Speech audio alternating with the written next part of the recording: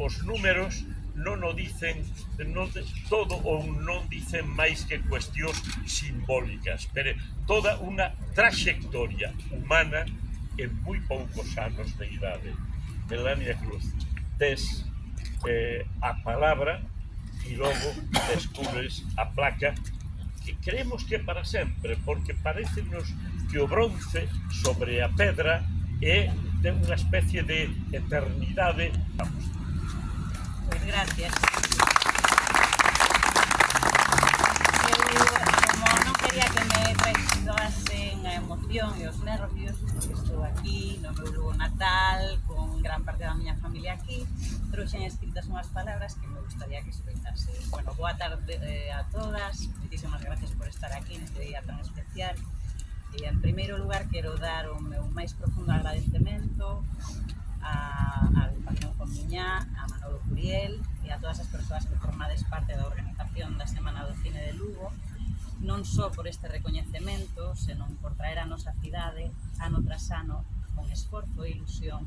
moi diversas propostas cinematográficas para que as lucenses podamos gozar delas, mais tendo en conta que non son tempos fáciles para a cultura en xeral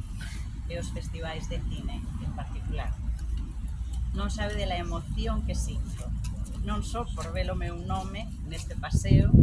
xunto doutros profesionais que respeto e admiro, senón porque hoxe estou acompañada pola miña familia neste parque que tanto paseamos e no que medramos varias xeracións.